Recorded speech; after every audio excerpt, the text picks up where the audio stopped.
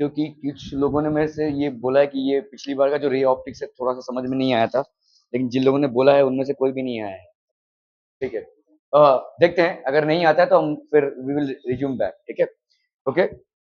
Okay, तो अभी कोई पेरेंट्स का अगर मैसेज आता है कि नहीं ये वाला टॉपिक नहीं समझ में आया, तो मुझे करना पड़ेगा फिर से, दैट्स ओके, बट जिन लोगों ने भेजा है वो खुद ही नहीं है। ठीक है, चलेगा, we will go a little faster here. तो अभी हम यहाँ पे क्या क्या बातें कर रहे थे भाई साहब, रियल डेप्थ की और एपरेंट डेप्थ की। So we have understood what is real depth and apparent depth, समझ में आ गया रियल डेप्थ और एपरेंट डेप्थ क्या है।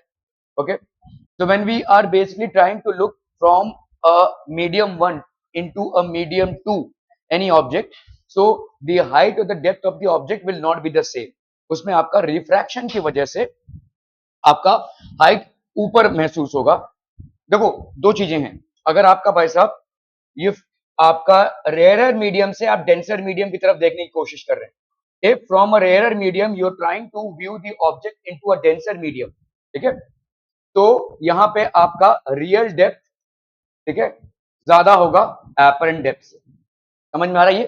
ठीक है, and if from a denser medium, अगर आप खुद एक डेंसर मीडियम में हैं या observer is in the denser medium और रेयरर मीडियम में ऑब्जेक्ट है, तो यहाँ पे real depth will be lesser than the apparent depth, यहाँ पे रियल डेप्थ आपका एपरेंट डेप्थ से लेस हो जाएगा। Are we getting this people? ठीक है, ओके, तो real depth and apparent depth, laws of reflection and Snell's law. ठीक है, we have studied laws of reflection and Snell's law. What is sin I by sin R Snell's law है, okay, okay, sin I by sin R is a mathematical form of Snell's law, but what Snell's law actually means, ठीक है, what it actually means is that when light is traveling from one medium to the other, when light is basically traveling from one medium to the other, there is a change in the speed of light. Okay, there is a change in the speed of light because of which it happens to change its direction as well. Okay, when light is traveling from one medium to another, what is it that is not changing? कौन सी ऐसी चीज है जो change नहीं होगी? नहीं, electromagnetic radiation है, light basically electromagnetic radiation का पार्ट है। तो जब भी हम किसी रेडिएशन की बात करते हैं तो उसके कैरेक्टरिस्टिक्स होते हैं। रेडिएशन के कैरेक्टरिस्टिक्स क्या क्या हो जाएंगे भाई साहब, किस वेलोसिटी से ट्रैवल कर रही है, क्या वेवलेंथ है उसका, क्या फ्रीक्वेंसी है। So what is it that will not change when light is travelling from one medium to another? Its frequency, frequency will not change. ठीक है, दोनों बाकी चीजें चेंज होंगी। ठीक है, okay, so then we have something called as normal shift. So what we will learn today is normal shift and lateral shift. ठीक है, जरा उसको मैडम चूहे गुजाते हैं भाई साहब, will you please see the needful? Kanishk third वाला स्विच दे दो ना। ओके, अ स्मॉल कॉइन, एक छोटा सा कॉइन है विच इज रेस्टिंग, आप बोल सकते हैं कि ये हो चुका है, लेकिन on request of somebody else I am doing it once again for just a recap. Okay, okay, a small coin is resting on the bottom of a beaker filled with a liquid. ये भाई साहब liquid से filled है। ठीक है, a ray of light from the coin travels up to the surface of the liquid and moves along its surface. तो ये भाई साहब ऐसे गया और रेंगता हुआ जा रहा है, moves along its surface। तो मतलब जो रिफ्रैक्टेड रे है वो आपके सरफेस के अलॉन्ग मूव कर रहा है, रेंगता हुआ। ठीक है, okay, how fast is the light travelling in the liquid, आपको यहाँ पे लाइट की स्पीड निकालनी है इन द लिक्विड। ठीक है, तो आप जनरली देखोगे क्या है यहाँ पे, रिफ्रैक्टिव इंडेक्स पहला मीडियम अपॉन रिफ्रैक्टिव, तो हम अगर बोलेंगे refractive index of first medium with respect to second, ठीक है, this will be equal to how much, mu, बोलिए बोलिए, 1 upon mu two, mu 1 upon mu to.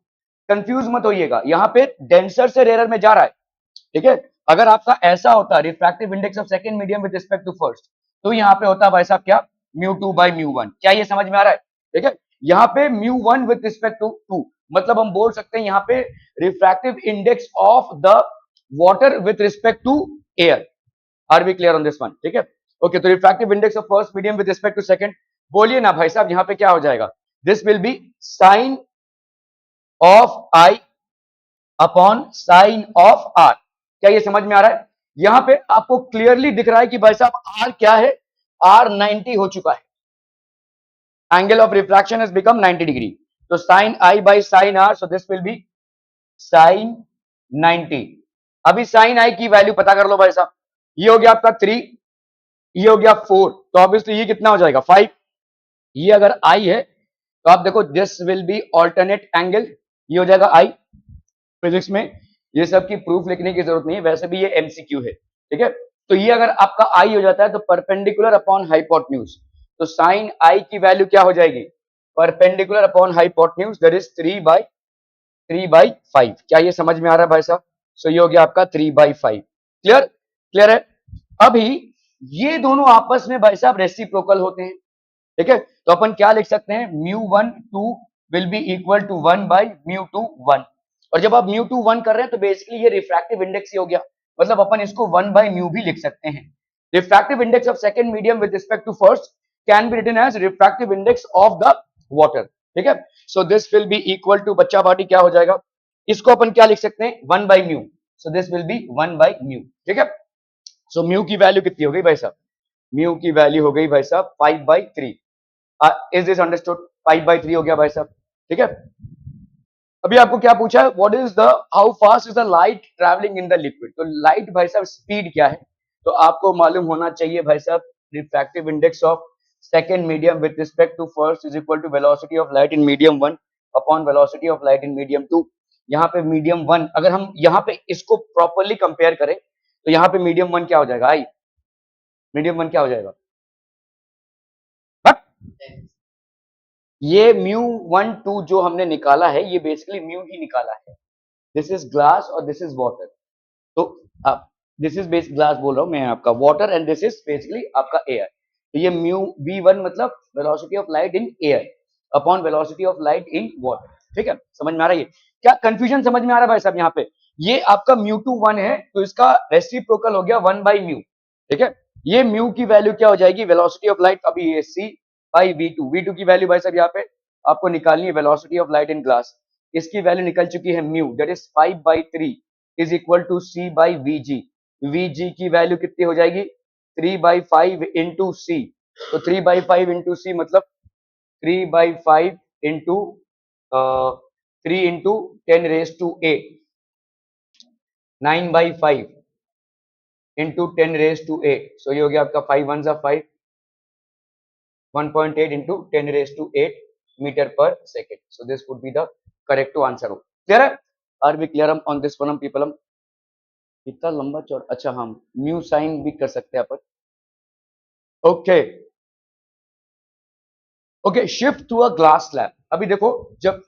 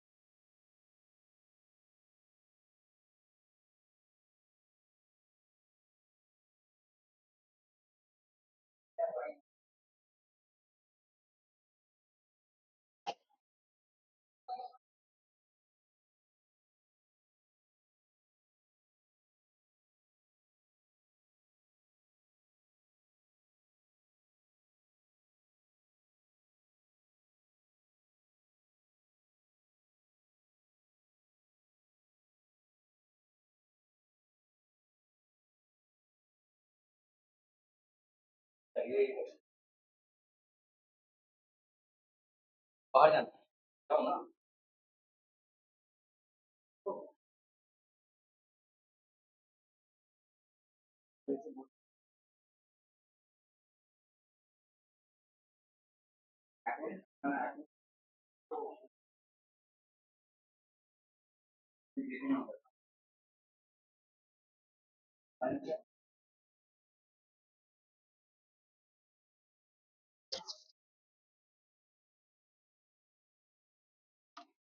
Okay so भाई साहब यहाँ पे आपका अगर ग्लास स्लैब है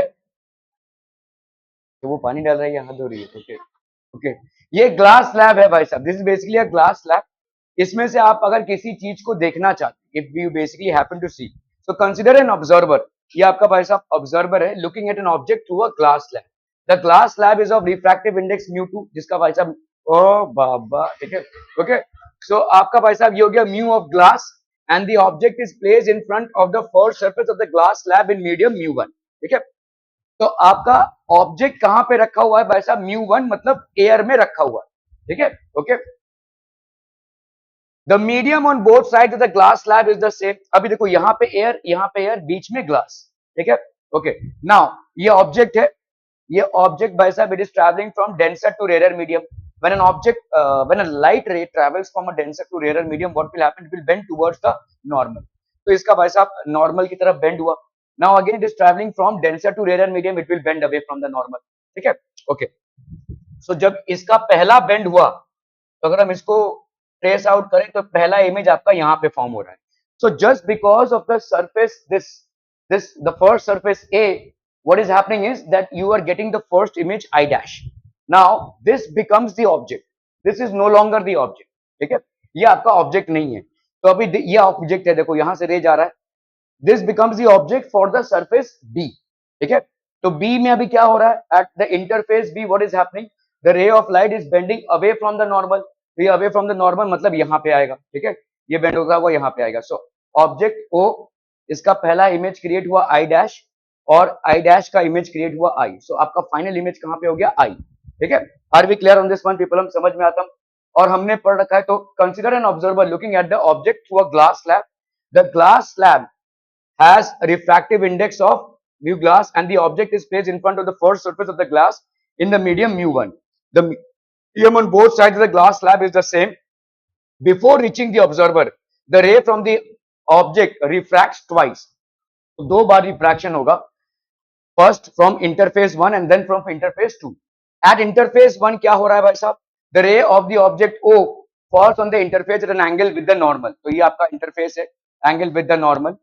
as the ray of light passes from a rarer to a denser medium, the ray of light bends towards the normal and reaches interface 2। the image formed by the interface I is at I dash। at interface 2, in this case the image formed at I dash acts as a virtual object for interface 2, ठीक है। the ray from I dash falls on the interface I2 at some angle with the normal, okay। as the ray of light now passes from denser to rarer medium, the ray bends away from the normal। the final image is formed at point I। the final image is formed at point I। hence for an observer in medium mu3, the object kept in the medium mu1 apparently happens to be at I। क्या ये समझ में आ रहा है? ठीक है okay. तो अभी हम बात करेंगे लैटरल शिफ्ट की। The perpendicular distance between the direction of the incident ray and the emergent ray is known as lateral shift। अभी आप देखो ये आपका emergent ray है, this is basically the emergent ray, और ये incident ray है। इसको भाई साहब अगर हम एक्सटेंड करते हैं, इनके बीच में जो परपेंडिकुलर डिस्टेंस होता है उसको हम बोलेंगे lateral shift. This is known as the lateral shift. तो नॉर्मल शिफ्ट क्या होगा? नॉर्मल शिफ्ट होगा ये आपका ऑब्जेक्ट और इमेज के बीच में जो डिस्टेंस होता है, इसको अपन नॉर्मल शिफ्ट SN, ठीक है। Are we understanding what is lateral shift and what is normal shift? Because आपके सवालों में पूछे जाएंगे भाई साहब आपका लैटरल शिफ्ट क्या है, आपका नॉर्मल शिफ्ट क्या है। So this one will become your what? Lateral shift. The perpendicular distance between the emergent रे and the incident ray will become the lateral shift, and the distance between the object and the image, final image, will be the normal shift, ठीक है okay. तो यहाँ पे देख लीजिए, the perpendicular distance between the direction of the incident ray and the emergent ray when a light ray falls obliquely on a parallel sided refracting surface is known as the lateral shift। the apparent shift is in the position of the object placed in one medium and viewed along the normal from the other medium is known as the normal shift। there is separation distance between the object and its final image, okay। let the distance between the object and the interface A be x, the distance between the image I dash and the interface A be y, the distance between image I and the interface B be y dash, and thickness of the glass slab be t। तो आप देख लो भाई साहब यहाँ पे क्या क्या दिया हुआ है, देखो ये आपका फाइन पहला इमेज है, distance between the image I dash and the interface is y, ठीक है। The distance between image i and the interface b is i dash, ठीक है। The distance between the object and the interface A is x and the distance between object O and I is Sn, ठीक है। Clear है, ये साहब आपके भाई साहब हो गए। ओके, अभी हमको मालूम है कि mu2 by mu1 is equal to real depth upon apparent depth, ये हम कर चुके हैं भाई साहब। तो अभी अगर हम mu2 की वैल्यू ले यहाँ पे, that is air upon glass, ठीक है, this will be equal to x upon y, look at this very carefully, this will be equal to x upon y। पहला सरफेस है, देखो पहला सरफेस, पहले सरफेस में आपका मतलब ये mu2 by mu1 कुछ नहीं है, रिफ्रैक्टिव इंडेक्स है basic, refractive index of glass with respect to air. तो अपन इसी को लिखते हैं भाई साहब mu2 by mu1, that is real depth upon apparent depth. Now real depth upon apparent depth, real depth इस सरफेस के लिए भाई साहब कितना है, what is the real depth, ये हो गया भाई साहब आपका real depth, that is x, और एपरेंट डेप्थ क्या हो गया भाई साहब आपको y। अगर आप यहां से देखने की कोशिश करेंगे तो यही ऑब्जेक्ट आपको यहां पे दिखेगा, this object will be seemingly here, समझ में आ रहा है। मैंने आपको पहले ही बताया कि जब भी आपका mu1 से mu2 आपका ज्यादा होता है, तो हम इसको पढ़ेंगे वैसे, ठीक है। तो आपका mu air by mu glass that will be x by y, तो अपन mu air की बात करें तो ये कितना हो जाएगा 1 by mu, that will be equal to x by y। Are we clear to this one? Okay, so हम यहाँ पे लिख सकते हैं y is equal to mu x, भाई क्रॉस मल्टीप्लाई कर लो, y into 1 will be equal to mu x, so far so good। Okay, चलिए भाई साहब, now for the interface b, अभी आपका इंटरफेस बी में light is travelling from glass to air, glass से भाई साहब एयर में जा रहा है, तो यहाँ पे क्या हो जाएगा mu2 by mu1, again real depth by apparent depth होगा, लेकिन यहाँ पे mu2 क्या हो जाएगा, mu ऑफ ग्लास, यहाँ पे mu2 क्या था, एयर, ठीक है, यहाँ पे mu2 क्या हो जाएगा, mu of glass upon air, that will B y plus T upon y dash, ठीक है। इसका तो भाई साहब 1 होता है, तो ये हो गया mu, that will be equal to, इस y की जगह पे अपन क्या लिख सकते हैं, mu x लिख सकते हैं, तो mu x plus T upon y dash, ठीक है। तो इस y डैश को हमने इधर लिया, ट्रांसपोजिंग कर रहे हैं टर्म्स को, और mu को इधर, तो y dash is equal to mu x plus T upon mu x plus T upon mu। अभी यहाँ पे Sn की वैल्यू क्या हो जाएगी भाई साहब, ध्यान से देखो, Sn, this distance will be how much, देखो यहाँ पे x प्लस टी अगर हम ले, ये थिकनेस है of the glass slab, this minus y dash है कि नहीं, x, this will be how much, Sn कितना हो जाएगा, x प्लस टी माइनस आपका y डैश, है ना, x plus T minus y dash, तो x प्लस टी की जगह पे हमने x प्लस टी रखा, और y डैश की जगह पे mu x by T upon mu, ठीक है। ओके, तो ये हो गया क्या, mu x plus mu t minus mu x minus T, ठीक है। लड़की वाले देखने आ रहे हैं नहीं, ओके, तो ये हो गया mu x कैंसिल, तो ये हो गया आपका mu2 minus T upon mu। क्या ये समझ में आ रहा है भाई साहब? ओके, तो Sn की वैल्यू हो गई आपकी mu T minus T upon mu, तो आपका भाई साहब टी हो गया म्यू माइनस 1 अपॉन म्यू। अभी म्यू माइनस 1 को अपन क्या लिख सकते हैं, म्यू बाई म्यू हो गया आपका 1, ठीक है, so this will be T 1 minus 1 by mu. S N की वैल्यू हो गई भाई साहब T 1 minus mu. Are we clear on this one people? Clear clear clear, बहुत बढ़िया भाई साहब। अभी यहां पे आते हैं, देखो अगर आपका mu1 क्या है, mu2 से लेस है, mu1 की वैल्यू अगर mu2 से लेस है, Sn इज पॉजिटिव, ठीक है, Sn पॉजिटिव होगा, mu1 मतलब पहला जो मीडियम है और ये दूसरा मीडियम है, तो Sn आपकी पॉजिटिव हो जाएगी। पॉजिटिव हो जाएगी मतलब क्या होगा, आपका इमेज ऑब्जेक्ट के राइट हैंड साइड की तरफ बनेगा, या आप बोल सकते हैं image will be closer to the glass, समझ में आ रहा है, ऑब्जेक्ट के राइट हैंड, ऑब्जेक्ट को आप ये मान लो कि ये आपका ओरिजिन है, तो अगर आपका mu1 फर्स्ट मीडियम का रिफ्रैक्टिव इंडेक्स सेकंड मीडियम के रिफ्रैक्टिव इंडेक्स से कम है, तो आपका Sn is positive as in the direction of the incident ray towards the observer, ठीक है, ये बहुत इंपॉर्टेंट है, इसको नोट कर लीजिए। अगर mu1 आपका mu2 से लेस हुआ और अगर mu2 आपका mu1 से ज्यादा हुआ, तो इमेज आपका यहां पे बनेगा, तो इसका शॉर्ट फॉर्म देख लीजिए, यहां पे होगा image is on right of object, और अगर भाई साहब आपका mu2 जो है mu1 से ज्यादा हो जाए, तो ये हो जाएगा इमेज इज, तो यहां पे आपका Sn क्या हो जाएगा, Sn आपका नेगेटिव हो जाएगा। देखो Sn का नेगेटिव होना मतलब क्या है, ध्यान दो, Sn क्या है, ऑब्जेक्ट और इमेज के बीच में डिस्टेंस है, अगर वो पॉजिटिव आ रहा है, देखो आपको याद करने की भी जरूरत नहीं है, आप ऑब्जेक्ट को मानो ओरिजिन पे है, ठीक है, Sn अगर आपका पॉजिटिव आया, तो इसका मतलब क्या है भाई साहब, आपका mu1 is less than mu2, ना भी अगर आप इस कंडीशन को जानते हो या मानते हो, अगर Sn पॉजिटिव आया तो ऑब्वियस सी बात है भाई साहब ये राइट हैंड साइड में होगा, समझ में आ रहा है। एक्स एक्सिस में अगर ओरिजिन के राइट हैंड साइड में कोई पॉइंट होता है एक्स एक्सिस पे तो वो पॉजिटिव होगा, ठीक है। और अगर एस एन आपका, अगर आपका म्यू2 इज ग्रेटर देन म्यू1 तो एस एन आपका नेगेटिव हो जाएगा। एस एन नेगेटिव हो जाएगा मतलब the image has to be, image आपका क्या हो जाएगा, image will be on left of object, ठीक है। तो एस एन की वैल्यू पॉजिटिव भी आ सकती है और नेगेटिव भी आ सकती है। क्लियर है, क्लियर है, ठीक है, क्लियर है, क्लियर है, क्लियर है भाई साहब, are we clear on this one. Okay, तो हम यहाँ पे क्या बोल सकते हैं, अभी हमने देखो प्रूव किया S N is equal to T 1 minus mu by mu, ठीक है। तभी हमने प्रूव किया भाई साहब क्या है, सॉरी 1 माइनस 1, एक्चुअली म्यू1 यहाँ पे एयर था तो इसलिए 1 बाई म्यू। हम इसको शॉर्ट फॉर्म में ये भी लिख सकते हैं, T that is thickness of the slab 1 minus mu of surrounding upon mu of slab, इसको लिख लीजिए, mu of surrounding upon mu of slab.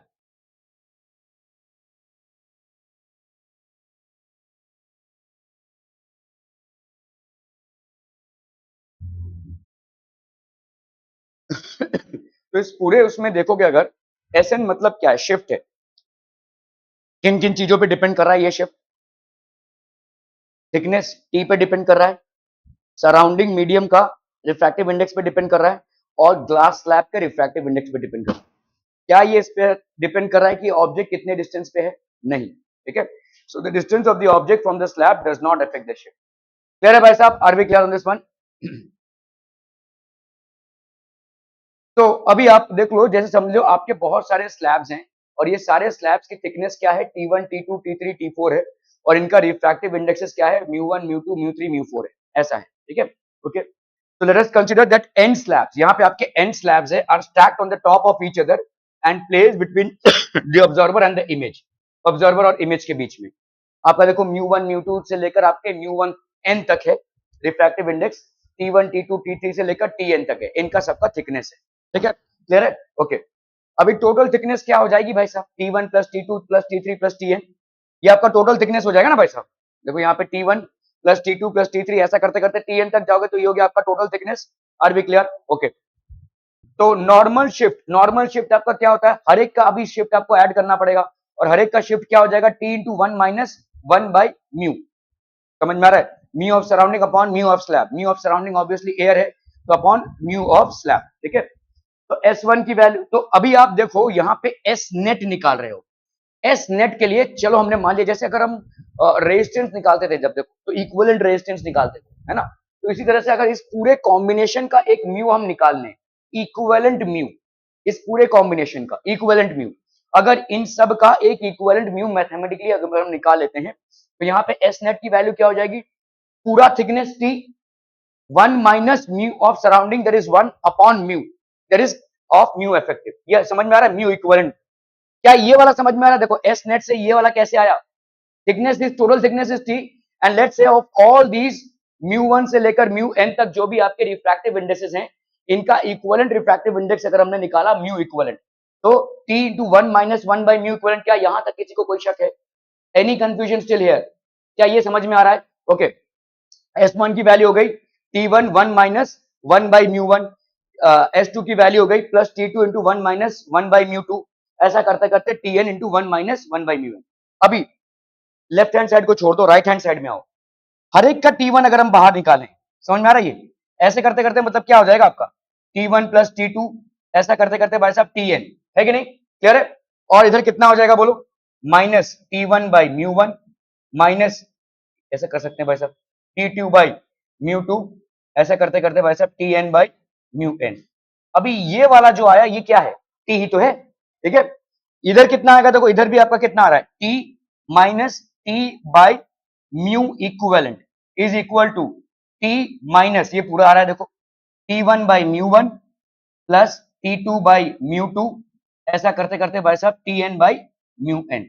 क्या ये समझ में आ रहा है, ये T और ये T कैंसिल हो जाएगा, बचेगा ये, इसका माइनस और इसका माइनस कैंसिल हो जाएगा, ठीक है। तो अपन यहाँ पे क्या लिख सकते हैं, T by mu equivalent is equal to T1 by mu 1, T2 by mu 2, ऐसा करते करते भाई साहब Tn by mu n।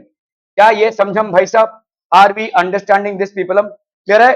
Okay, so this is the general formula. तो अभी आप कर लो भाई साहब, यहाँ पे इस T को अगर मैं एक्सपैंड करूं तो होगा क्या, T1 plus T2 plus T3 होगा ना भाई साहब। तो इसको अगर मैं एक्सपैंड करूं तो T1 प्लस T2 ऐसा करते करते भाई साहब Tn तक upon mu equivalent will be equal to T1 by mu 1 plus T2 by mu 2 plus Tn by mu n। Are we clear on this one people? हम गमी लगी चाचा, गमी लगी है, गमी लगी नहीं लगी है?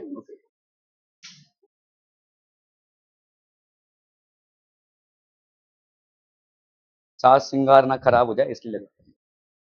सिलेक्शन हो जाएगा भाई साहब, टेंशन मत लो। ओके, सो नॉर्मल शिफ्ट, तो आपका नॉर्मल शिफ्ट अगर भाई साहब दो ग्लास स्लैब है आपके, अगर दो ग्लास स्लैब है तो आपका टी का वैल्यू क्या हो जाएगा? T1 plus T2। ठीक है, तो आपका T1 प्लस T2 हो गया और ये हो गया आपका म्यू इक्वलेंट। क्या ये समझ में आ रहा है भाई साहब? अदरवाइज यहाँ पे T1 से लेकर Tn तक होता था T1 plus T2 upon mu equivalent T1 by mu 1 plus T2 by mu 2। ठीक है, तो अगर आपका T1 और T2 is equal to T, तो अपन क्या लिख सकते हैं? T1 बाई T2, ये T हो गया, ये T हो गया, तो ये कितना हो जाएगा? 2T। 2T upon mu equivalent will be equal to T by mu 1 T by mu 2। Are we clear on this one? अभी ये सब T's आपके कैंसिल हो जाएंगे तो म्यू इक्वल, अब देखो यहाँ पे क्या आ जाएगा? 2 upon mu equivalent is equal to 1 by mu 1 plus 1 by mu 2। ठीक है, तो यहाँ पे हो गया 2 by mu equivalent is equal to mu 1 mu 2 और ये हो गया आपका म्यू 1 प्लस म्यू 2। ठीक है, तो mu equivalent 2 is equal to mu 1 plus mu 2 upon mu 1, नहीं उल्टा कर दिया तो इधर भी तो उल्टा होना चाहिए ना भाई साहब। तो इधर भी आपका रेसिप्रोकल हो जाएगा, that will B how much? Mu 1 mu 2 upon mu 1 plus mu 2। ठीक है, तो आपका भाई साहब म्यू इक्वलेंट कितना हो जाएगा? 2 mu 1 mu 2 upon mu 1 plus mu 2। ठीक है, म्यू इक्वलेंट हो गया ये। Are we clear on this one people? Hmm okay, now we have talked about the normal shift. So what is the formula for normal shift? ये सब white and white, आज क्या कुछ व्हाइट एंड व्हाइट इधर से पूरा। धनतेरस में white पहनते हैं। ये देखो, हमको देखो भाई, राक्षस है हम पूरे। ओके, बताइए भाई साहब क्या होगा एस एन की वैल्यू? हाँ, कहना एस एन की वैल्यू, नॉर्मल शिफ्ट की वैल्यू। कहता आइस स्पाइस मत खेलो तुम। हाँ बोलो, आइस स्पाइस समझ में आता है? लुका छिपी बोलते हैं, नॉर्थ में इसको आइस स्पाइस बोला जाता है। हाँ बोलिए। नहीं, क्या ही ये पोटेंशियल लेवल पे करेंगे और क्या ही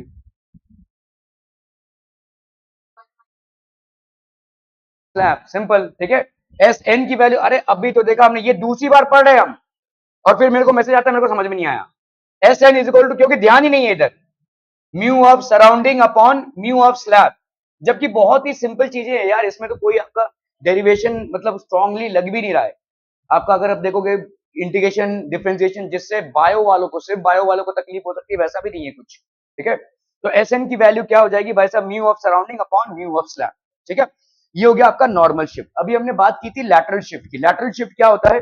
the perpendicular distance between the incident रे एंड द इमर्जेंट रे। तो इंसिडेंट रे आपका ये था और लेट्स से ग्लास स्लैब में ये हो गया आपका इमर्जेंट रे, तो ये हो गया लैटरल शिफ्ट, लैटरली शिफ्ट होना। ठीक है, this will B basically the lateral shift. A ray of light obliquely falls on the surface of the glass slab and the emergent ray gets shifted parallel to the direction of the incident ray. The ray diagram is shown. From the diagram we can see that Mn is the lateral shift. तो आपका Mn हो गया भाई साहब lateral shift। तो sign, अभी देखो deviation क्या होगा, ध्यान से देखो। ठीक है, डेविएशन क्या होता है? ये आ रहा था ऐसे, ये गया ऐसे, तो ये हो गया भाई साहब आपका आर। तो डेविएशन कितना हो गया भाई साहब? आई माइनस आर। समझ में आ रहा है? क्योंकि ये तो आपका कितना था आई, और जिसमें आर इतना है, तो डेविएशन कितना हो गया? ये वाला पोर्शन आपका डेविएशन हो गया, that will be I minus R. अभी इस ट्राइंगल पे आ जाओ, एम एन हमने परपेंडिकुलर डाल रखा है, तो साइन ऑफ डेविएशन, ये समझ में आ रहा है भाई साहब?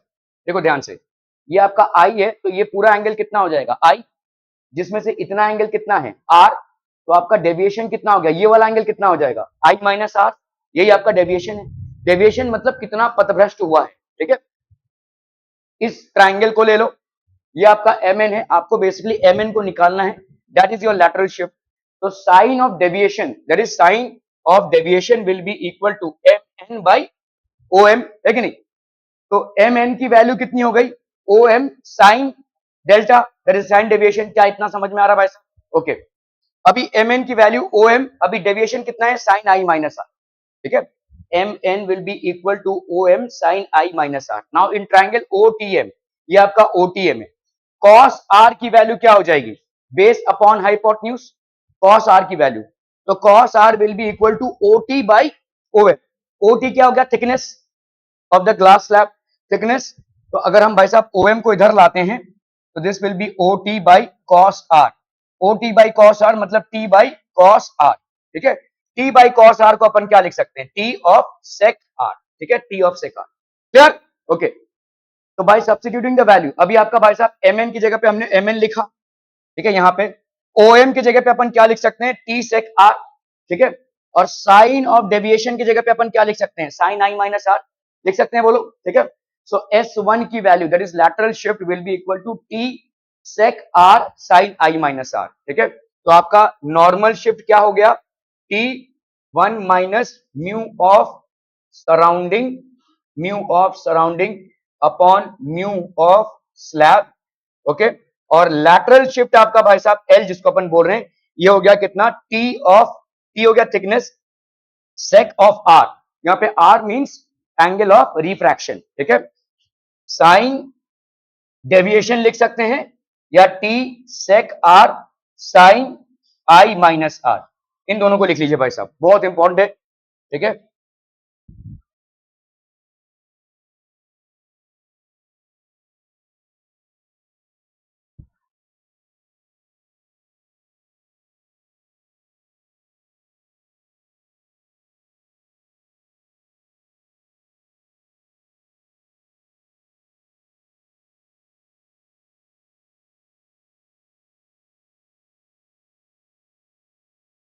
डन डन,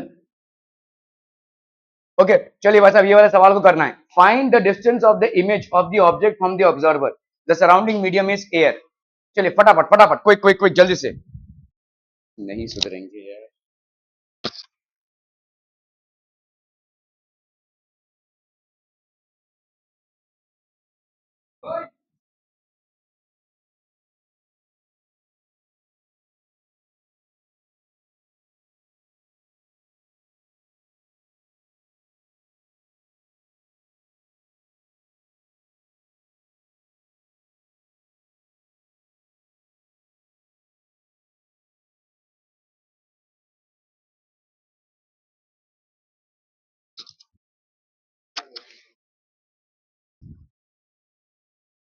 हो गया, डन डन डन, और जल्दी करना है भाई साहब, क्या हो गया,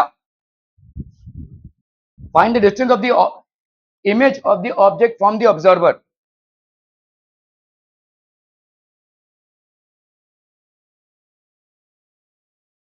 एस एन की वैल्यू निकालेंगे ना भाई साहब, शिफ्ट, तो एस एन की वैल्यू कितनी हो जाएगी, T1 minus mu of surrounding upon mu of slab, ठीक है, कह रहे भाई साहब, तो एस एन की वैल्यू क्या हो गई, टी कितनी है यहाँ पे भाई साहब, thickness is 6 centimetre, 6 centimetre, 1 minus mu of surrounding that is 1 upon mu of slab that is 1.5, तो ये हो गया आपका 6 सेंटीमीटर, ये हो गया 1.5 माइनस 1 अपॉन 1.5, तो ये हो गया आपका 6 सेंटीमीटर इंटू 0.5 अपॉन 1.5, 3 हो गया 2, ठीक है। तो एस एन की वैल्यू भाई साहब क्या आ गई, 2 सेंटीमीटर, 2 सेंटीमीटर क्या है, पॉजिटिव, तो किस तरफ होगा, राइट हैंड साइड में, ऑब्जेक्ट के राइट हैंड साइड में, मतलब ये आपका ऑब्जेक्ट है तो इधर 2 सेंटीमीटर, मतलब ये वाला डिस्टेंस एस एन हो गया, है ना, तो इमेज यहाँ पे फॉर्म होगा, ऑब्जेक्ट से कितना दूर है, 2 सेंटीमीटर।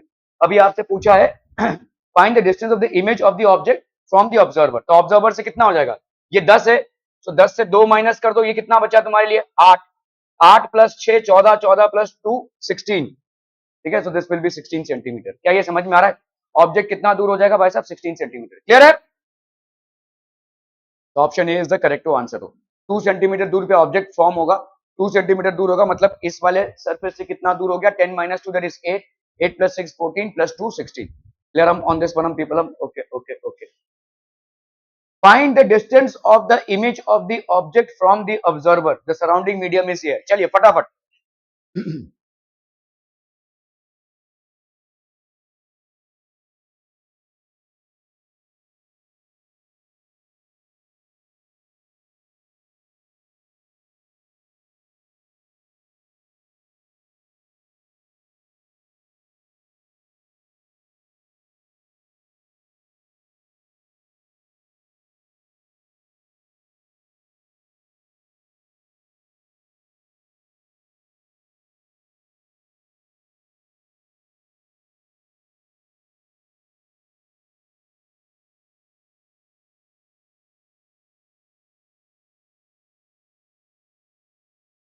तुम यार ये साइन लैंग्वेज छोड़ दो मेरे साथ।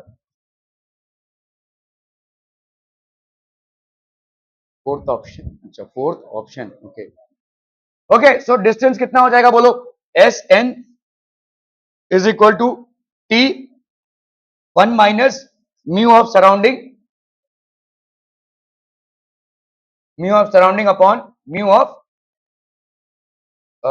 Surrounding, mu of slab, okay. तो ये हो गया 1 - mu of surrounding, that is mu upon mu of slab, that is 2। तो ये हो गया थिकनेस कितना है भाई साहब आपका 8, 8 इंटू 1/2, तो ये हो गया आपका 4 सेंटीमीटर। पॉजिटिव आ रहा है देखो, ठीक है, पॉजिटिव आ रहा है, मतलब ये किस तरफ होगा भाई साहब? पॉजिटिव आ रहा है तो यहाँ कहां से राइट? वही बोल रहा हूँ ना, साइन लैंग्वेज भाई साहब, तुम ट्रैफिक पुलिस का काम कर लो, ठीक है। सीटी बजाते रहो पूरा दिन, ट्रैफिक पुलिस का काम कर लो तुम। तो राइट लेफ्ट कर रहे हैं यहाँ पे। अब भाई साहब ये टॉप होगा ये इधर, ठीक है, समझ में आ रहा है ये? तो इधर कितना हो गया भाई साहब? इमेज का डिस्टेंस हो गया 4 सेंटीमीटर, 4 सेंटीमीटर, तो ये 6 सेंटीमीटर है, तो ये कितना हो गया भाई साहब आपका 2 सेंटीमीटर, ठीक है, क्लियर है? ये हो गया 2 और ये हो गया 8 भाई साहब, तो कितना हो गया आपका 10 सेंटीमीटर, ठीक है, that will B 10 centimetre, okay. Find the distance of the image of the object from the observer. चलिए फटाफट करना है भाई साहब इसको। आपका म्यू ऑफ ग्लास, अच्छा यहाँ पे देखो आपका सराउंडिंग मीडियम का कितना है? म्यू ऑफ वाटर दिया हुआ है, surrounding medium is water, that is 1.5, ठीक है। So be careful about mu 1। Mu यहाँ पे आपका 1 नहीं होगा, म्यू ऑफ सराउंडिंग।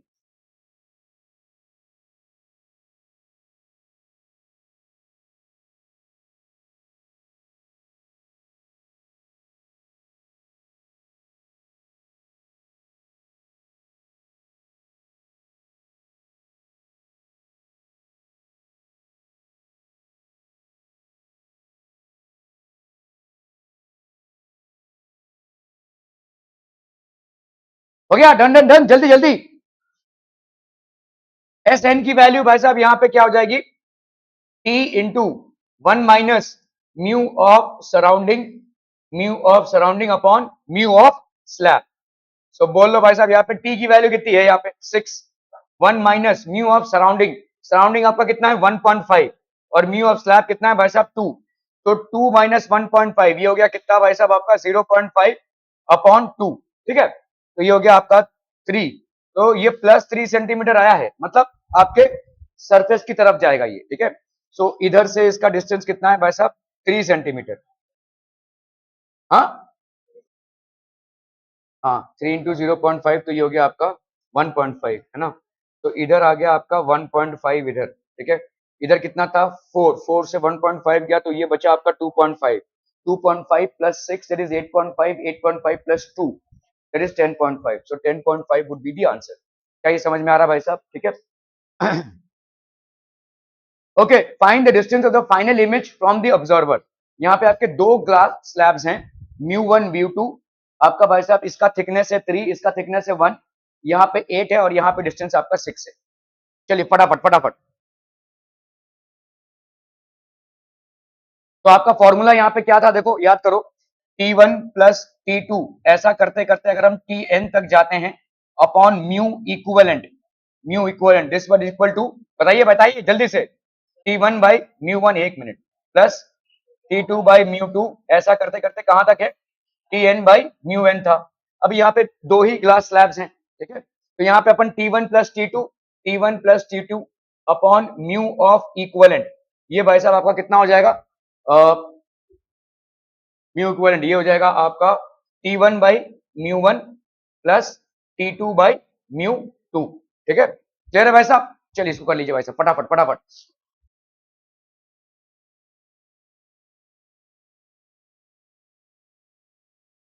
हो गया, डन डन डन।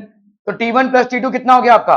3 प्लस, नहीं, हाँ 3 प्लस 1 ना 4, 4, 4 upon mu equivalent, this will be equal to 3 upon μ1, 3 upon μ1 that is 2, नहीं यार क्या कर रहा हूं मैं, ये 3 अपॉन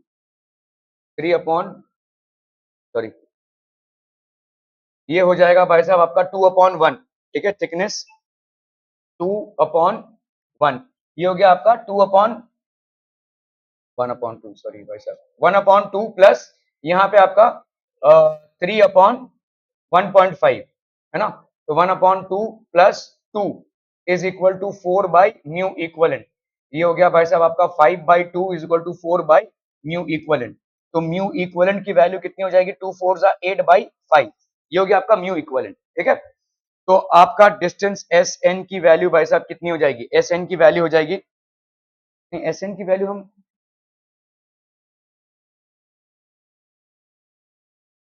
T1 इंटू फिर T2 इंटू ऐसे करके करना है ना।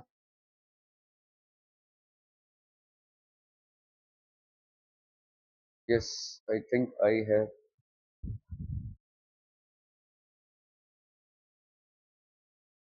हाँ कर सकते हैं, एक ही बात होगी ना वो।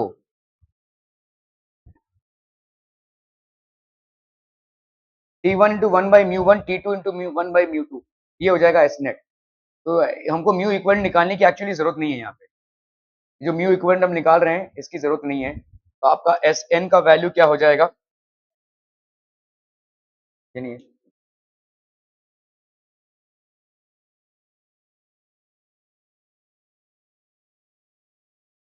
तो एस एन का वैल्यू यहाँ पे क्या हो जाएगा, अरे हाय हेलो बोल ले भाई साहब, नहीं, एस एन की वैल्यू, एस नेट की वैल्यू हो जाएगी T1 1 - 1/μ1 प्लस T2 1 - 1/μ2। क्या ये समझ में आ रहा है भाई साहब। तो T1 की वैल्यू यहाँ पे कितनी है, 3 है ना, 3 हो गया भाई साहब, 1 - 1/μ1, 1/μ1 की वैल्यू है 1.5 है ना, प्लस T2 दैट इज, हाँ कुछ भी ले लो भाई साहब, देखो हमारा ये कॉम्बिनेशन बैठना चाहिए 3 और 1.5, तो इसके लिए 3 और ये 1.5 बैठ गया, और दूसरे का कितना हो गया भाई साहब, 2 1 - 1/1, नहीं क्या कर रहा हूँ भाई साहब, ये 1 इंटू 1/1 - 2, ठीक है, क्लियर है भाई साहब। ओके, तो आपका कितना हो गया यहाँ पे 3 1.5 माइनस 1, तो ये हो गया आपका कितना 0.5, 0.5/1.5, ठीक है, प्लस यहाँ पे 1 इंटू हाफ, तो ये भाई साहब 1/3, ये हो गया 3 3 1, तो 1 प्लस हाफ, तो that will B how much, 3/2, that is 1.5। और ये पॉजिटिव आ रहा है भाई साहब, पॉजिटिव आ रहा है मतलब इस यहाँ से इसका डिस्टेंस कितना है भाई साहब 1.5, ये पूरा डिस्टेंस कितना था 8, तो ये वाला कितना हो जाएगा भाई साहब 6.5, 6.5 प्लस 4, ठीक है, तो ये हो गया भाई साहब 10, 10 प्लस 6 16, अरे बाबा ये तो कुछ भी नहीं आया भाई साहब, अच्छा 16.5 आएगा ना, हाँ 16.5, ठीक है, क्लियर है। Are we clear on this one people, हम समझ में आ रहा है ये, ओके। अभी हमारा भाई साहब real depth and apparent depth करके हो गया, shift through a glass slab we have seen. तो real depth and apparent depth का भाई साहब क्या हो जाएगा, μ2/μ1 will be equal to real depth upon apparent depth, और shift through a glass slab as N की वैल्यू क्या हो जाएगी, this will be thickness into 1 minus mu of surrounding, 1 minus mu of surrounding upon mu of slab. We are getting this people, हम समझ में आ रहा है ये, ओके। अभी हम बात करेंगे भाई साहब टोटल इंटरनल रिफ्लेक्शन की और प्रिज्म की। ये जो बाहर आपको ग्लास दिख रहा है, ठीक है, या कोई भी जब भी आपको ग्लास दिखता है, नॉट मिरर, ठीक है, आप भाई साहब ग्लास में दो चीजें देख पाते हैं, एक तो बाहर उधर की चीजें, और खुद अपना भी रिफ्लेक्शन देख पाते हैं, है ना, both other things that you will see. तो you will notice that there is a reflection and there is a refraction as well, but at a certain angle only reflection will happen, और इसको अपन बोलते हैं total internal reflection. For example ये जो आपका mirror है, तो मिरर नहीं है, ग्लास स्लैब है, इसमें अगर आपने अपने एंगल को चेंज किया, let's say you come here, आपको जो बराबर ये बिल्डिंग दिखेगी ना, ये एकदम क्लैरिटी के साथ दिखेगी, मतलब इस बिल्डिंग का कोई रिफ्रैक्शन नहीं होगा। इफ यू, जैसे आप अगर सामने खड़े हो गए उसके उधर, ठीक है, पीछे एक बिल्डिंग है, ठीक है, इनकी बिल्डिंग हो गई भाई साहब, ठीक है, तो अभी भाई साहब समझ लो इनकी बिल्डिंग अगर आपको देखनी है, आप एक पर्टिकुलर एंगल पे ऐसे आएंगे कि आपको इनके बिल्डिंग का टोटल इंटरनल रिफ्लेक्शन ही होगा, इधर रिफ्रैक्शन नहीं होगा, ठीक है, क्लियर, मतलब उस एंगल पे ये ग्लास सरफेस ऑलमोस्ट एक मिरर की तरह बिहेव करेगा, समझ में आ रहा है ये, ठीक है, so this will almost behave as a mirror. तो ये हो जाएगा आपका टोटल इंटरनल रिफ्लेक्शन का phenomena, and obviously we have learned about prism, we will be learning about prism as well, ठीक है। तो अभी देखो whenever light is travelling from a denser to rare medium, ठीक है, we know that when light ray travels from a denser to rarer medium, it happens to bend away from the normal. तो what will happen, तो आपका भाई साहब देखो sin i by sin r का जो रेशियो है वो तो कांस्टेंट रहने वाला है, ठीक है। अगर आपने एंगल i को बढ़ाया तो क्या एंगल r बढ़ेगा? बिल्कुल बढ़ेगा भाई साहब, और एंगल r पहले से ही बढ़ा हुआ है आपके i से। तो अगर आपने i1 से i2 किया तो आप देखोगे और ज्यादा ये बढ़ जाएगा। फिर आप i3 पे आते हैं, लेट्स से ic पे आते हैं, तो at a critical angle you will see that there is basically an angle that is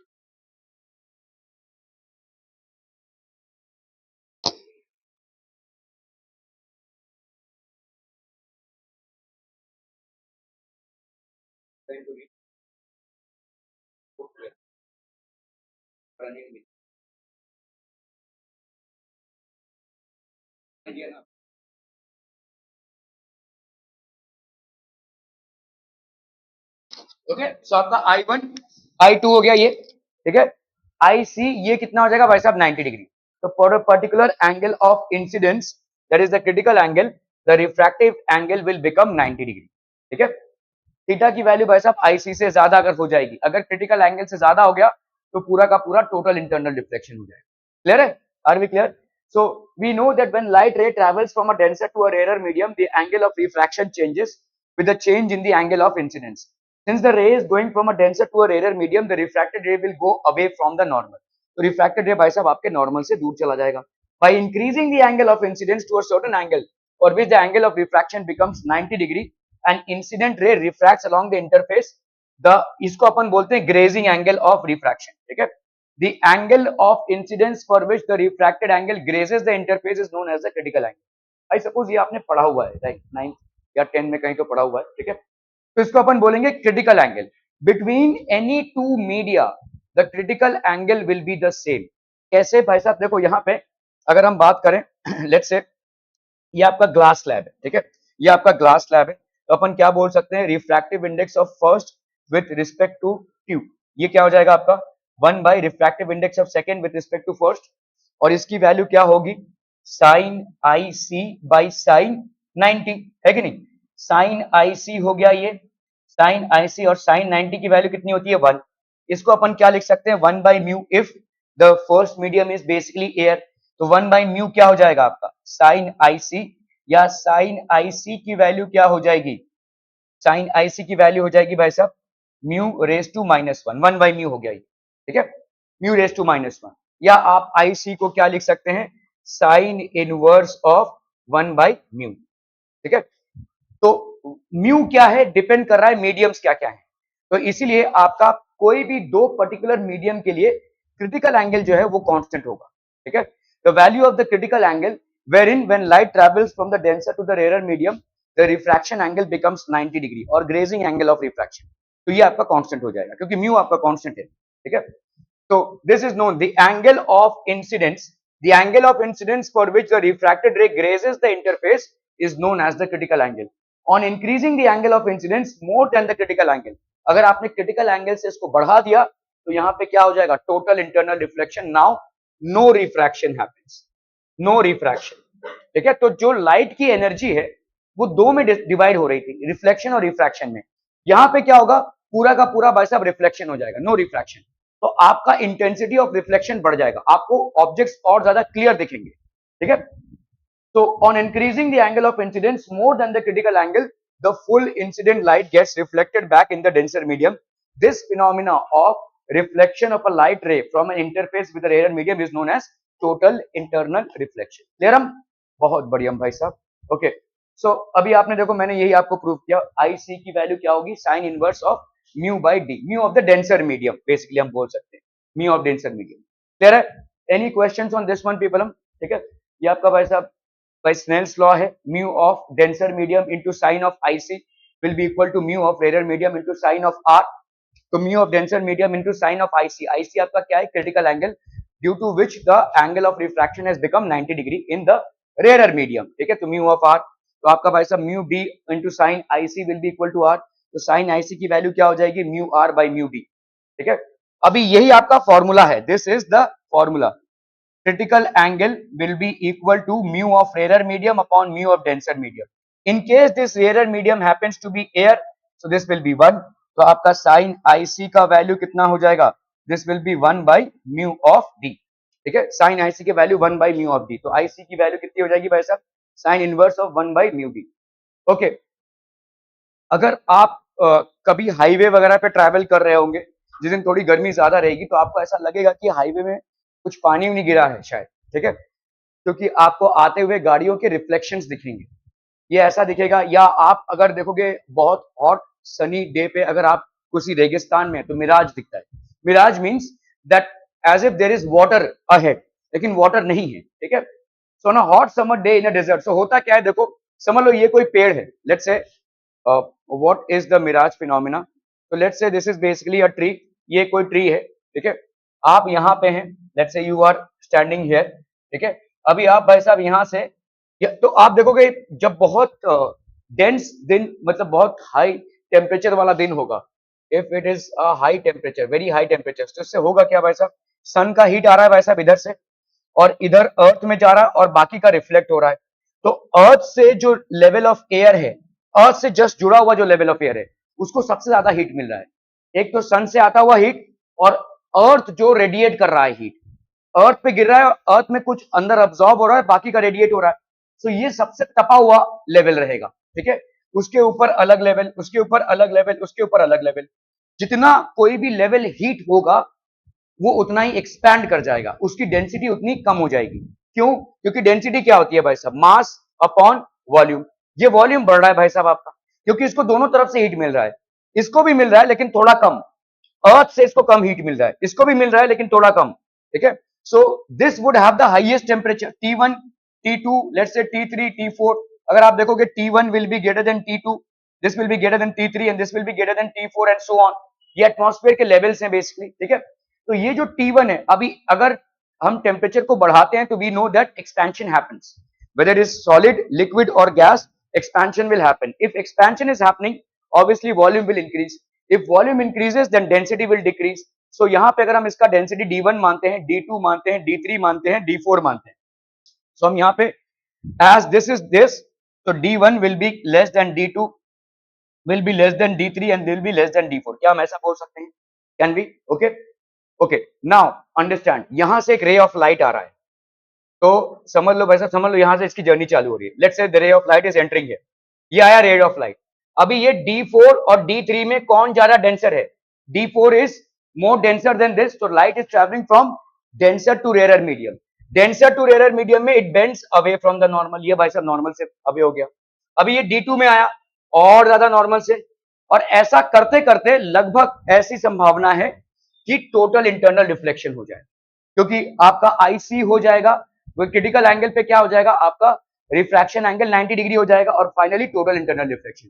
तो मतलब ये बंदा जो यहाँ पे है, इसकी आंखों तक ये इमेज ऐसे पहुंच रहा है, एक्चुअली ये ऐसे देखना चाहिए इसको, लेकिन ये इमेज ऐसे पहुंच, दो तरह से इसका इमेज पहुंच रहा है, एक जो डायरेक्टली वो देख रहा है, और एक ऐसे, अभी ये जो ऐसे पहुंच रहा है, इसको अगर मैं आगे लोकेट करूं तो यहाँ पे कहीं पे होगा, और ये तभी पॉसिबल है जब ये पानी में हो, पानी में इसकी छवि दिख रही है तब इसको ऐसे सामने दिख रहा है, इसका मतलब आपको एक भ्रांति होती है, दिस इज कॉल्ड मिराज, ठीक है, मिराज एक धोखा है, ठीक है, ये धोखा इसलिए क्रिएट हो रहा है, और ये साइंटिफिकली ये धोखा क्रिएट हो रहा है, ठीक है, साइंटिफिकली इसलिए क्रिएट हो रहा है क्योंकि वैसा एक हॉट समर डे में आपका जो लेवल ऑफ एयर है वो सबसे तपा हुआ लेवल ऑफ एयर है, उसकी डेंसिटी सबसे लेस हो जाएगी, तो उसकी डेंसिटी उससे कम है, ऐसे because of different densities light from a higher object is traveling and it will undergo total internal reflection, because of which for this person it would seem that here there is water because of which this light is getting reflected, ठीक है। तो ये मिराज का मतलब phenomena है, on a hot summer day in a desert the land gets heated up due to continuous sunlight, ये desert में नहीं होता है, अभी तो देखो डेजर्ट का टेम्परेचर जनरली 40-45 डिग्री पे पहले माना जाता था, अभी ये टेम्परेचर हमारे यहाँ पे भी होने लगा है, ठीक है। So continuous sunlight when the land radiates the heat back, तो लैंड भाई साहब रेडिएट करता है हीट को, ठीक है, the air that is just above the land gets heated up and the air is away from the land is cooler, as we go up the land the temperature of the air decreases, the layers of air with different temperatures act as a medium with different refractive indices, ठीक है, we know that with a rise in temperature the refractive index starts to decrease, ठीक है, So higher the temperature, relatively rarer is the medium, and lesser is the temperature, relatively denser is the medium. Suppose that there is a tree at some distance from an observer. Okay, the light ray comes from the tree passing through the medium with different refractive indices. The ray from the object goes through multiple refractions before reaching the observer, such that just above the land, total internal reflection occurs and the reflected ray reaches the observer. As a result, the observer sees an imaginary inverted image formed in the desert. इसीलिए जो लोग desert पे रहते हैं और जो लोग travel करते हैं उनको ये ट्रेनिंग दी जाती है कि भाई साहब जो दिखता है वो जरूरी नहीं कि दिखता भी हो, ठीक है. So what you are seeing might be an impression of water ahead but actually there is no water ahead, ठीक है. Okay, so our brain assumes that the image of some nearby object is formed on the water surface, but there is no subject, there is no such object or water body in reality. The optical illusion, तो ये आपका एक optical illusion create करता है. This basically creates an optical illusion caused due to the total internal reflection of light rays is known as mirage. देखो ऐसे हो रहा है, ये आपके अलग अलग लेवल्स हैं आपके एयर के. जो अर्थ के साथ एयर है वो सबसे लीस्ट डेंस होगा, तो आपका जो रे ऑफ लाइट है it is travelling from a denser to a rare medium, तो इट विल अंडरगो रिफ्रैक्शन. हर बार ये नॉर्मल से बेंड अवे होता जाएगा और एक ऐसा पॉइंट आएगा जब ये क्रिटिकल एंगल को क्रॉस कर जाएगा, और क्रिटिकल एंगल को क्रॉस जैसे करेगा ये ऐसे जाएगा. This basically travels all the way up to here, ठीक है. समझ में आ रहा है? साहिल मुनकर इसको मत देख, इसको देख, तेरी नजर उधर थी तो इसको देख, ये फिनोमेना ज्यादा अंडरस्टैंडेबल है. Okay, optical fibre. Now let's come to optical fibre. In an optical fibre there are three main parts, the core, the cladding and the plastic coating which is inner layer, the second layer and the outer layer respectively. Optical fibre मतलब अभी देखो ये दिवाली के time पे बहुत सारे लोग लेकर बैठते हैं, वो गुलदस्ता होता है ना ऐसा, उसमें ऐसे टुर्र ऐसे निकलता है, वो भाई सब जल रहा है. That is a kind of optical fibre. आपने देखा रहेगा एक गुलदस्ता लेते, मतलब ये, अरे ये होती है भाई साहब एक गुलदस्ता है ऐसे, और यहाँ पे ऐसे ऐसे पाइप्स बने हुए हैं. कहीं कहीं पे लोग आपके घरों में अपने सजावट के लिए भी रखते हैं इसको. तो ये पूरा पाइप देखो ऐसे जलता हुआ रहेगा, ऐसा पूरा, ये जलता हुआ मतलब लाइट से, ठीक है. तो ये आपका ऑप्टिकल फाइबर्स है. These are optical fibres. Actually हो क्या रहा है, इन पाइप्स में मल्टीपल रिफ्लेक्शंस हो रहे हैं. ये इस सरफेस में रिफ्लेक्शन, इस सरफेस में रिफ्लेक्शन, ऐसा करता हुआ लाइट आगे बढ़ रहा है, ठीक है. This is basically called optical fibre. In an optical fibre there are three main parts, the core, the cladding, the plastic coating which is the inner layer, the second layer and the outer layer respectively. Basically the core and the cladding are made like coaxial layers. The core is made up of an optically denser material and the cladding is made up of an optically rarer material, okay. In an optical fiber a light pulse passes from the core of to the cladding in such a manner that it gets reflected back to the core by the phenomena of total internal reflection. It is used in communication, specially for data transfer with minimum losses, ठीक है. आपके communication में data transfer जो होता है, HDMI cable जो होता है, ठीक है, एचडीएमआई केबल में आपका इस तरह से ऑप्टिकल ट्रांसफर होता है. मतलब आप जब समझ लो ये आपका कैमरा है, इसमें भी आपका ऑप्टिकल फाइबर से जा रहा है डेटा ट्रांसफर हो रहा है, ठीक है. आपके ये कैमरा तो वैसा उसको कैप्चर कर रहा है, ये वैसा वैसा रिफ्लेक्शन होता हुआ यहाँ तक आ रहा है, सिस्टम तक आ रहा है, ठीक है. सो that is how the optical fibre data is transferred with minimum losses, ठीक है. बहुत कम लॉसेस से इसको हम आगे कैरी फॉरवर्ड कराते हैं. Circle of illumination. Consider a luminous object bulb placed in a denser medium with a refractive index mu, ठीक है. Beaker filled with water at the depth h. अगर समझ लो भाई साहब यहाँ पे एक बल्ब है जिसको आपने रखा हुआ है, ये एक वाटर फिल्ड यूटेंसिल है, ठीक है, एक कोई पतीला है या जो भी है, ठीक है. A luminous object kept in a denser medium with a refractive index mu, beaker filled with water at a depth h from an interface separating the two media. तो यहाँ पे भाई साहब दो मीडिया हैं, ठीक है, और इसको सेपरेट कर रहा है. Interface separating two media, this is water and this is air. This is basically a bulb which is kept here, ठीक है. Okay okay. When the bulb is switched on, it emits light in all directions. The bulb can be seen up to a point and after that it is not visible. एक point तक हम bulb को देख सकते हैं, उसके बाद वो विजिबल नहीं होगा. क्यों नहीं होगा? Because after that point total internal reflection is happening, मतलब रिफ्रैक्शन होगा ही नहीं. देखो रिफ्रैक्शन का जब आपको टोटल इंटरनल रिफ्लेक्शन में कंडीशन क्या है, light has to travel from a denser to a rare medium और light has to travel with an angle of incidence greater than the critical angle. तो यहाँ पे भले ही बल्ब है लेकिन क्योंकि ये डेंसर मीडियम है, एक पर्टिकुलर पॉइंट के बाद आपको ये दिखेगा ही नहीं. मतलब एक ऐसे एंगल ऑफ इंसिडेंस को आप क्रॉस कर चुके हैं जो क्रिटिकल एंगल से ज्यादा हो गया है, और ऐसा अगर होता है तो आपका रिफ्रैक्शन नहीं होगा, और रिफ्रैक्शन नहीं होगा तो इस ट्रांसपेरेंट मीडियम के अंदर जो ये बल्ब है वो आपको दिखेगा नहीं, despite the fact that it is glowing. ठीक है, तो despite the fact that it is going. So when the bulb is switched on, it emits light in all directions.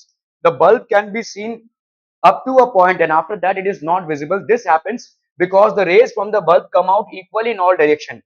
The rays that strike the interface at the critical angle or higher than the critical angle do not refract in the rarer medium. ये भाई साहब refraction इनका नहीं होगा। ठीक है, तो ऐसे बहुत सारे आपके रेज आ रहे होंगे, देखो इस बल्ब से बहुत सारे रेज आ रहे हैं, तो लेट से ये वाला अगर आपका क्रिटिकल एंगल हो गया तो इसके बाद जितने भी एंगल्स होंगे they will be greater than the critical angle, hence refraction will not happen. ठीक है, उनमें आपका रिफ्रैक्शन नहीं हो पाएगा।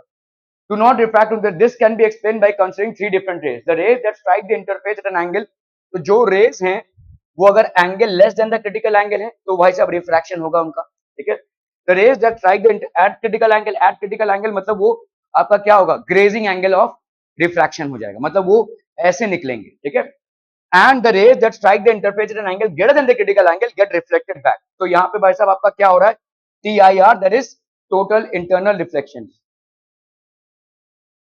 ये क्या पोज है, ये मतलब क्या करने की कोशिश करे, योगा का। ओके, ये हो गया आपका टोटल इंटरनल रिफ्लेक्शन। क्लियर है? ओके, तो आपका भाई साहब let's say the locus of all the points where the ray strike at the critical angle is called the circle.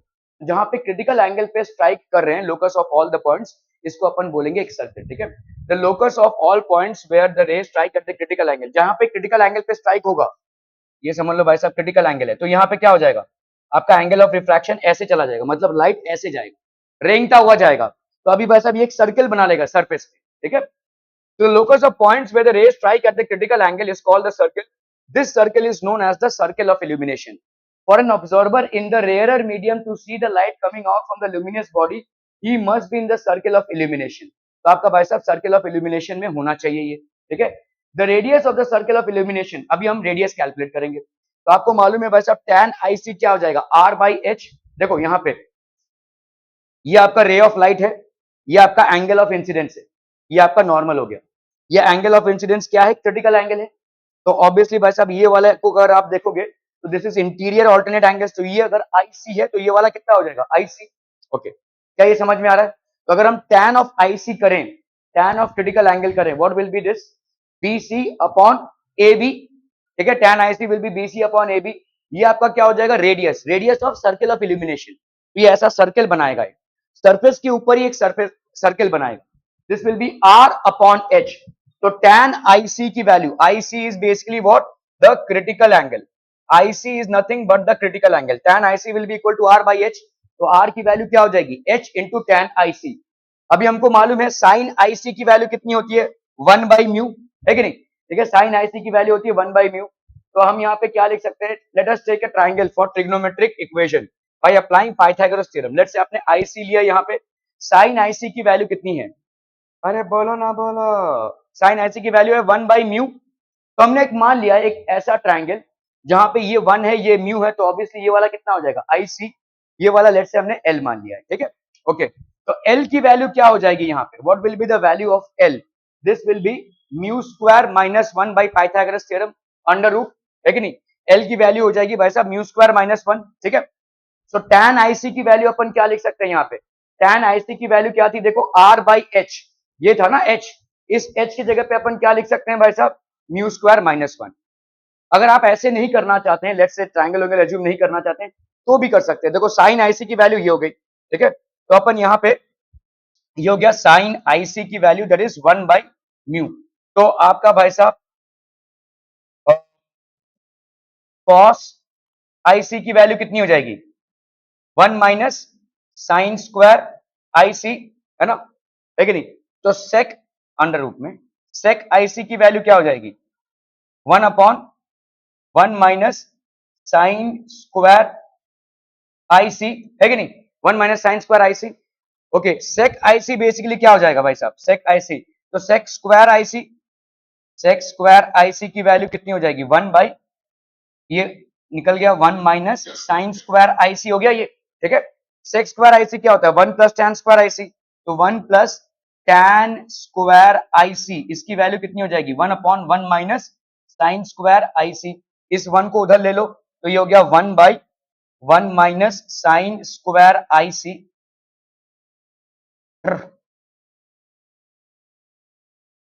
So this will be 1 upon 1 minus sine square IC minus 1.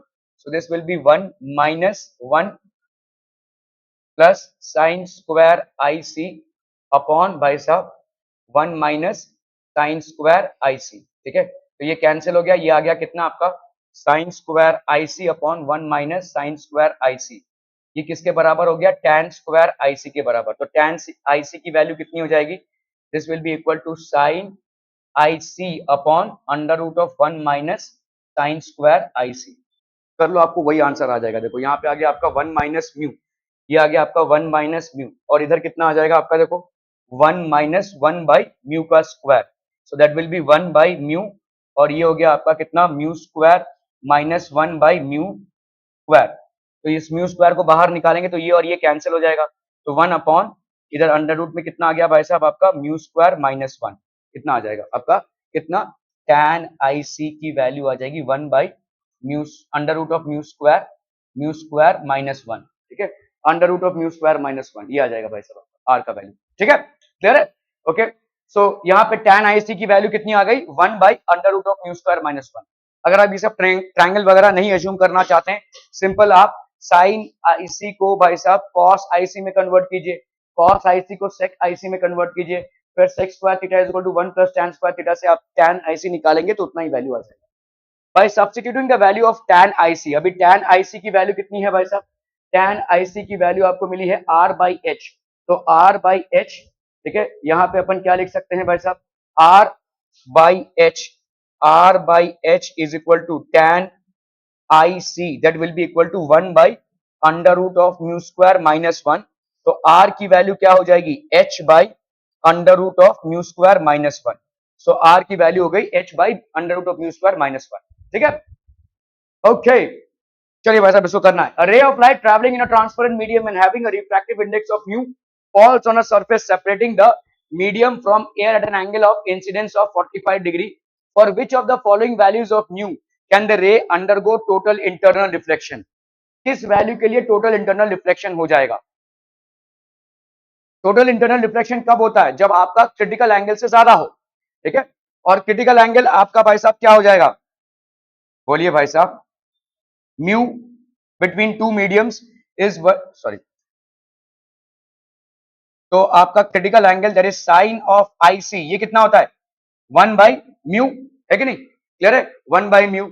अभी यहाँ पे incident angle है भाई साहब आपका क्या, sine of 45 which is how much 1 by under root 2, ये 1 by under root 2 है। A ray of light having a refractive index mu falls on a surface separating the medium from the air at an angle of 45 degree। ठीक है, तो अगर ये critical angle होगा कि नहीं हम इसमें देखेंगे। For which of the following values mu can undergo, तो म्यू आपकी साइन IC की वैल्यू, अगर म्यू की वैल्यू है 1.33, म्यू की वैल्यू है 1.5, 1.10 या 1.25, बताइए किसके लिए हो जाएगा ये 1 बाई म्यू की वैल्यू 1 बाई 1.33 करके देख लो भाई साहब यहाँ पे। और टोटल इंटरनल रिफ्लेक्शन कब होगा, जब I की वैल्यू IC से ज्यादा हो। यहाँ पे I की वैल्यू कितनी है 45 डिग्री। ठीक है, IC की वैल्यू कितनी होगी आपको भाई साहब कैलकुलेट करना पड़ेगा। साइन I की वैल्यू 1 बाई म्यू से ज्यादा हो, साइन IC कितना होगा, मतलब देखो यहाँ पे आप बोल रहे हो कि आपका जो एंगल ऑफ इंसिडेंस अगर ये क्रिटिकल एंगल से ज्यादा हो जाए तो टोटल इंटरनल रिफ्लेक्शन होता है। तो हम I is greater then IC, तो इसको अपन साइन से अगर मल्टीप्लाई कर दें, sine I is greater than sine of IC, है ना, साइन ऑफ IC। तो साइन IC बस, हर 2 मिनट में मुस्कुराहट क्यों आ रही है, to funny something out here. तुम भाई, मैं बोल रहा हूं बहुत डेंजरस चल रहे हो, या ये हंसते जाओगे और फिर कॉमर्स तो डिसाइड कर ही लिया है क्या, what a mess are you making out of your entire life, think about it. Sine i, बहुत सीरियसली इसके बारे में सोचना चालू कर दो। जिम में डंबल उठाना एक बात होती है, लाइफ को ट्रैक में रखना दूसरी बात होती है।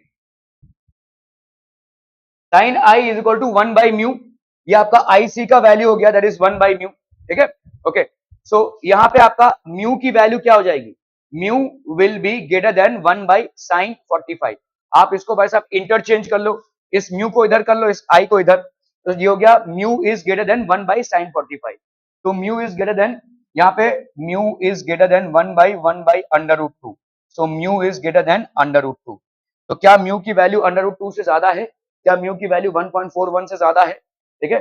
The only option that has a value of greater than 1.41, 1.41 is 1.50। अब आप इधर आइए भाई साहब, ये हो गया आपका 1.50, this is the only option. क्या ये समझ में आ रहा है या रिपीट टेलीकास्ट चाहिए भाई साहब? ओके, देख लो यहाँ पे आपका क्या है, आपका टोटल इंटरनल रिफ्लेक्शन तभी होगा जब angle of incidence in the denser medium is greater than the critical angle. So अगर हमने इन दोनों को भाई साहब साइन ले लिया, तो sine of I is greater than sine of critical angle, sine of I is greater than sine of critical angle, ठीक है। Sine of I is greater than critical angle. अभी आपका भाई साहब यहाँ पे क्रिटिकल एंगल का वैल्यू कितना है, सो अगर क्रिटिकल एंगल हम देखते हैं, क्रिटिकल एंगल क्या हो जाएगा 1/μ, तो ये होता है आपका साइन आई, ठीक है। तो ये हो गया mu is greater then 1/sin I, mu is greater then 1/sin आई, ठीक है। तो या तो आप यहाँ, तो mu is greater then 1/sin आई, अगर यहाँ पे 1, तो यहाँ पे साइन ऑफ 45 दिया हुआ है और साइन ऑफ 45, अब यहाँ पे एंगल ऑफ इंसिडेंस कितना है 45 डिग्रीज, तो 1 by greater than sine of 45, sine of 45 mu is greater than 1/√2, ठीक है, 1/√2, तो mu is greater than √2। Mu की वैल्यू भाई साहब √2 से ग्रेटर हो गई। अगर म्यू की वैल्यू √2 से ग्रेटर है, हमको देखना है √2 मतलब होता है 1.41, ठीक है। तो आपका टोटल इंटरनल रिफ्लेक्शन हो जाएगा, यहाँ पे 1.41 से कम है, यहाँ पे 1.41 से एक ही वैल्यू ज्यादा आ रही है, तो इसके लिए आपका टोटल इंटरनल रिफ्लेक्शन हो जाएगा। अगर म्यू की वैल्यू 1.5 है और आपका एंगल ऑफ इंसिडेंस 45 डिग्री है, ठीक है, तो आपका टोटल इंटरनल रिफ्लेक्शन यहाँ पे हो जाएगा। Are we clear on this one? Okay, a disk is placed on the surface of a tank that has a refractive index of 5/3। तो इस टैंक पे आपका रिफ्रैक्टिव इंडेक्स कितना है भाई साहब 5/3। A source of light is placed 4 metre below the surface। तो आपका 4 मीटर below the surface है of the tank। Find the minimum radius of the disk needed to prevent the light from coming out। तो minimum radius आपका कितना हो जाए light coming out, तो यहाँ पे आपका क्या हो रहा है ग्रेजिंग एंगल ऑफ इंसिडेंस। अभी हमने निकाला भाई साहब, अगर ग्रेजिंग एंगल ऑफ इंसिडेंस अगर हम देखेंगे तो आपका रेडियस क्या हो जाएगा, radius will be equal to h/μ²-1, ठीक है। We have just prove that radius is equal to h/√μ²-1। तो आप यहाँ पे देख लो h की वैल्यू कितनी है 4 मीटर है, फाइंड द मिनिमम रेडियस पूछा है आपसे, 4 मीटर हो गया। म्यू स्क्वायर की वैल्यू कितनी हो गई भाई साहब 5/3 का square -1, so that is going to be 4/25/9 -1, so that will be 4/25 under root minus 9/9, so that will be 4 upon under root of 16/9, so that will be 4/4/3। ये कैंसिल ये हो गया भाई साहब आपका 3, ठीक है। सो ये हो गया भाई साहब आपका 3। Are we clear on this one? Find the minimum radius. So minimum radius is how much 3 meters। Minimum radius here is 3 meters। Clear है? Are we clear on this one people?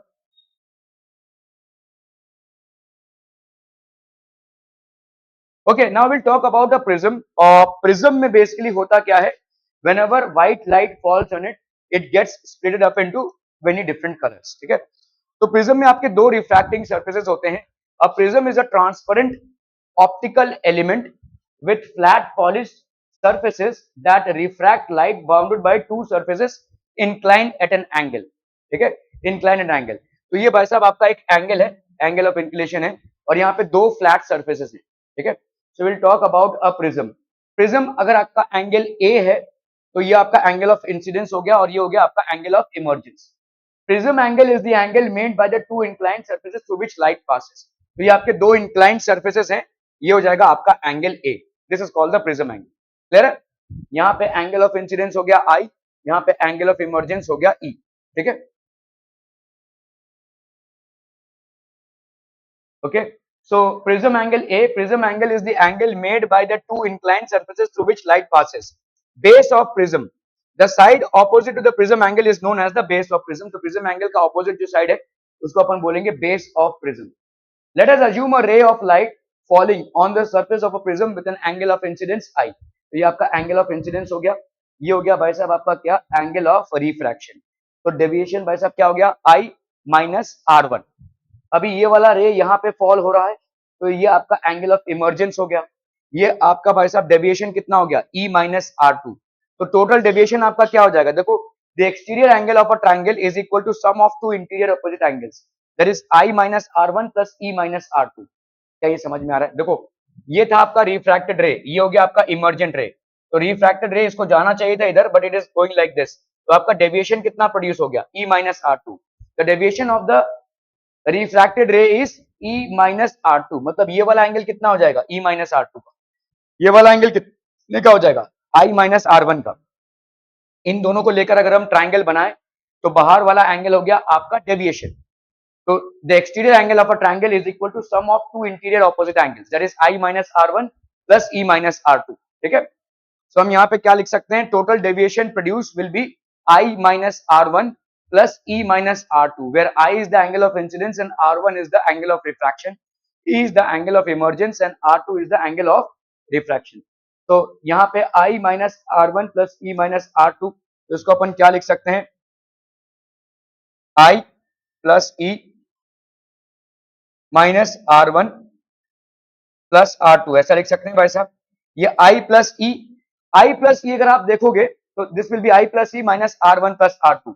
तो डेविएशन आपका क्या हो जाएगा, angle of incidence plus angle of emergence minus angle of refraction 1 from the first surface plus angle of refraction 2 from the second surface. ठीक है, तो in triangle QRS अगर आप देखोगे, ये वाला ट्रायंगल कौन सा, QRS, ये वाला, यहाँ पे ये R1 है और ये आपका R2 है। ये वाला एंगल कितने का है, I माइनस R1 का है और ये वाला आपका I माइनस R2 का है। ठीक है, तो ये R1 है और ये R2 है। इन ट्रायंगल QRS ध्यान से देखिए, angle SRQ plus angle RSQ plus angle SQR will be equal to 180। SRQ आपका ऑब्वियसली क्या हो जाएगा, 90 डिग्री। भाई देखो, ये नॉर्मल है ना, ठीक है, और ये नॉर्मल है, तो SRQ आपका भाई साहब कितना हो जाएगा, sorry, angle SRQ plus R1 plus R2, SRQ ये वाला एंगल है, ये वाला 90 है, ये वाला 90 है। ठीक है, तो R1 प्लस R2। ठीक है, सो SRQ की वैल्यू कितनी हो गई, 180 माइनस R1 प्लस R2। ठीक है, इन क्वाड्रिलेटरल PQRS, कौन सा भाई साहब, PQRS। ठीक है, तो क्वाड्रिलेटरल में सारे एंगल्स को अगर अपन ऐड करते हैं तो कितना आता है भाई साहब, 360 डिग्री। तो angle SPQ that is angle A, that is prism angle, plus PQR, obviously PQR क्या हो जाएगा, PQR भाई साहब ये नॉर्मल है ना, ठीक है, so that will B 90। QRS की वैल्यू कितनी हो जाएगी भाई साहब, नहीं मालूम। ठीक है, QRS की वैल्यू नहीं मालूम है, हमने यहाँ पे ये SRQ है, QRS it's one and the same thing. ठीक है, SRQ अपन ने क्या निकाला, 180 माइनस R1 प्लस R2, तो QRS will be the same thing, that is 180 minus R1 plus R2। और RSP, ध्यान से देखो यहाँ पे RSP ये हो जाएगा आपका 90, है ना, 180 प्लस 90 प्लस 90 कितना हो गया भाई साहब, 360, और ये 360 भाई साहब कैंसिल, तो A की वैल्यू क्या हो गई, R1 प्लस R2। तो the angle of the prism will be equal to R1 plus R2। ठीक है, समझ में आ रहा है भाई साहब, बाय सब्स्टिट्यूटिंग। अभी आप डेविएशन ले लो, डेविएशन क्या था आपने, I प्लस E माइनस क्या लिखा था आपने, R1 प्लस R2। ये R1 प्लस R2 आपका क्या आ गया भाई साहब, प्रिज्म एंगल।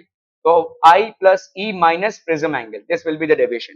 ठीक है, where I is the angle of incidence, E is the angle of emergence, A is the angle of the prism and delta is the angle of deviation। क्या ये समझ में आ रहा है?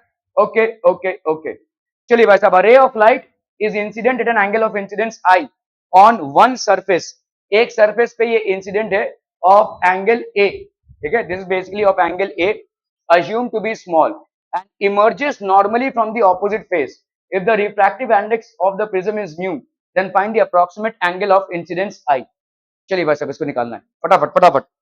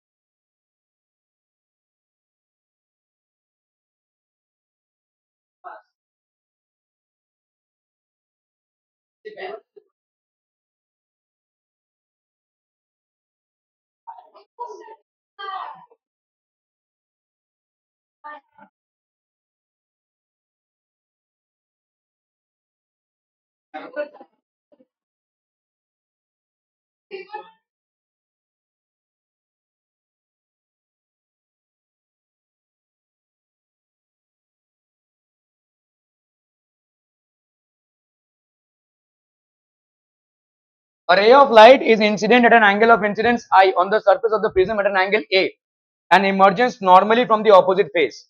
Normally from the opposite face मतलब आपका क्या हो रहा है? Angle of refraction आपकी 90 डिग्री हो गई. ठीक है? If the refractive index of the prism is mu, then find the approximate angle of incidence. तो आपको approximate angle of incidence यहाँ पे कैलकुलेट करना है. ठीक है? How will you find this? तो आपका देखो यहाँ पे ये इंसिडेंट रे था और यहाँ पे भाई साहब ये ऐसे इमर्ज हो रहा है. ठीक है? आपका देखो यहाँ पे सवाल on a prism of angle A assumed to be small and emerges normally from the opposite face. Normally from the opposite face मतलब ऐसे emerge हो रहा है ये. ठीक है?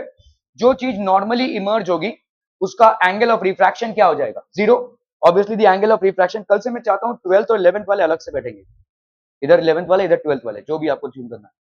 ठीक है? Enough of this nonsense. तो आपका भाई साहब यहाँ पे by applying Snell's law mu R sine I is equal to mu D sine R one. ठीक है? आपका म्यू आर हो गया refractive index sine I one is equal to mu D into sine R one. Sine I is equal to this. Since the prism angle is small तो हम मान सकते हैं कि साइन आई वन की value हो गई आई, साइन आर वन की वैल्यू हो गई आर वन. तो आई को हम क्या बोल सकते हैं? This can be. तो आपका देखो साइन आई की value is mu D into sine R one. ठीक है? तो आपका साइन आई का वैल्यू हो गया i is equal to mu D into r one. Mu D into r one. तो आई की वैल्यू हो गई म्यू इंटू आर वन. ठीक है? If it is given that the ray emerges normally, तो आपका भाई साहब इमर्जेंट एंगल कितना हो जाएगा? 0। इमर्जेंट एंगल बेसिकली होता क्या है? नॉर्मल के साथ जो एंगल बनाते हैं, तो ये 0 हो गया। ए की वैल्यू हो गई R1 प्लस R2, तो आई की वैल्यू क्या हो जाएगी? Mu of A. Thus option C is the correct answer. Clear है? समझ में हो रहा है भाई साहब आपका? ठीक है, thank you so much for your valuable time.